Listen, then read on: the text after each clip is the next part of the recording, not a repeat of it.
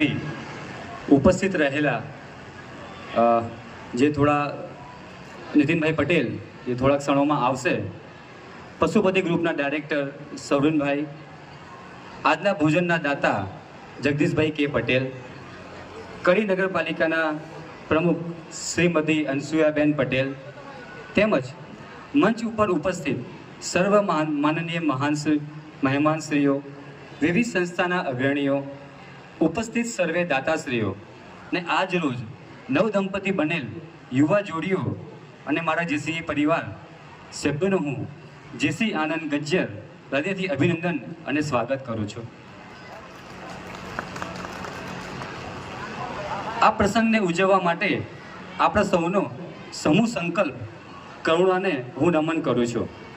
આ સમૂહ લગ્ન માત્ર એક વિધિ નથી, પરંતુ માનવતા, સમરસતા અને સહકારના મૂલ્યોનો ઉત્સવ છે. સમાજમાં માનવતા, સહકાર અને ભાવનાનું આ દ્રષ્ટાંત છે. જીસીઆઈ કડી દ્વારા આયોજિત ચતુર્થ સમૂહ લગ્નના કાર્યક્રમે એ સિદ્ધ કર્યું કે જ્યારે કોઈ સંગઠન સંસ્કાર સાથે કાર્ય કરે ત્યારે પરિવર્તનના માર્ગ અવશ્ય ખુલી જાય છે.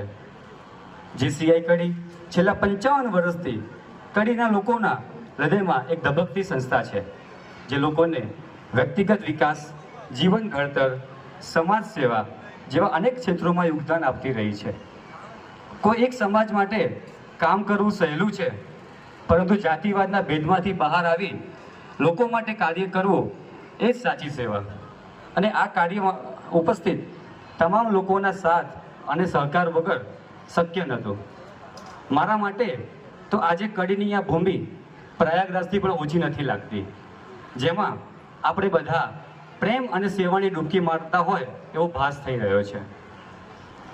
મને બીજી એક વાત કરતા હર્ષ અને આનંદની લાગણી થાય છે કે આવનારા થોડા દિવસમાં જેસીઆઈ કડી તારીખ 7/5/2025ના રોજ ઉત્તર ગુજરાતમાં પ્રથમ વખત ક્યારે પણ ના યોજાયેલું હોય એવું અંડર 18 બોયઝ ક્રિકેટ ટુર્નામેન્ટ પણ કરવા જઈ રહ્યું છે, જેમાં 40થી પણ વધારે ટીમો સમગ્ર ગુજરાતમાંથી આવવાની છે.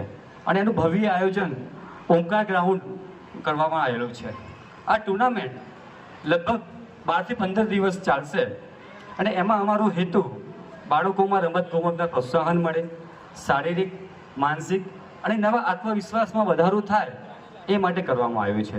આપ સર્વેને આ ટુર્નામેન્ટમાં પધારવા અમારું ભાવભર્યું આમંત્રણ છે. જેમ આપણે હંમેશા કહીએ છીએ કે કડી એટલે સોના